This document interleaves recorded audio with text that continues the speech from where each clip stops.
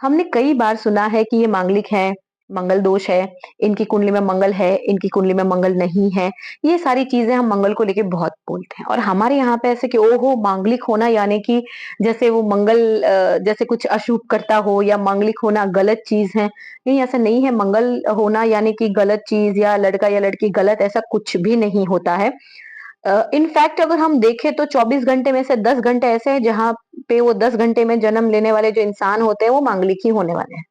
क्योंकि मंगल जब first house, fourth house, seventh house, eighth house और 12th हाउस की प्लेसमेंट रखता है, तो उसको जनरली हम मांगलिक बोलते हैं। हाँ, हमें डेफिनेटली देखना चाहिए कि मंगल की राशि कौन-सी है, नक्षत्र कौन-सा है, गुरु की स्थिति क्या है, 7th लॉर्ड की स्थिति क्या है, शुक्र की स्थिति क्या है, ये सारी चीज़ें भी जो है कंसीडर करनी चाहिए, फिर ही हमें मांगलिक दोष पे पहुँचना चाहिए। अब मांगलिक है तो इसका यही है कि सामने पर्सन जिससे आप शादी कर रहे हैं वो मांगलिक होना ज़रूरी है, क्योंकि मंगल का जो गुणधर्म है वो अग्नि तत्व यानी कि वो अग्नि तत्व का है। वो उसको जल्दी चीज़ें जैसे या तैसे उसको चीज़ें करनी ही है, वो बहुत फास्ट होता है, हाइली एक्सपेक्टेड होता है सामने वाले से। उसके ऑपोजिट अगर हम देखें तो जैसे कि शनि है, तो शनि उसके ऑपोजिट जो है वो वायु एलिमेंट का ग्रह है। वो इम्पेशंस नहीं होता है, वो एकदम पेशेंस रखता है चीज़ों को, वो पूरी तरह से देखता है, समझता है, फिर ही चीज़ों को करता है। इसके ऑपोजिट एग्ज़ैक्ट मंगल है। तो ज़्यादातर आपने देखा होगा कि मांगलिक हैं तो उसके सामने शनि और राहु की स्थिति देख लेते हैं और शनि और राहु की स्थिति अगर मैच होती है तो बोला जाता है कि आपका मंगल दोष दूर होता है।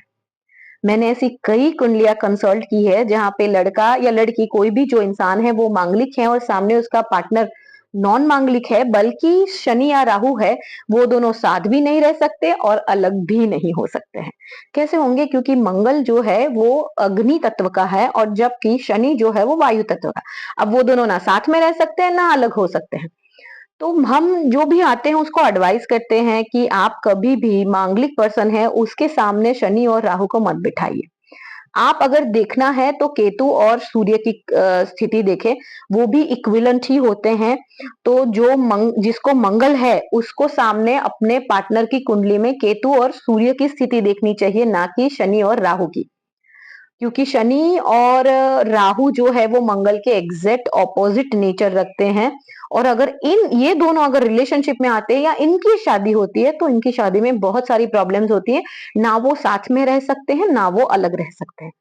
तो आप हमेशा अगर मैच मेकिंग करते हैं या फिर आप कैसे ऐसे इंसान को देखेंगे जो साथ में भी रहते हैं और साथ में नहीं भी रह पा रहे हैं, तो आप देखना चेक करना उनका मंगल और उनके शनि की स्थिति।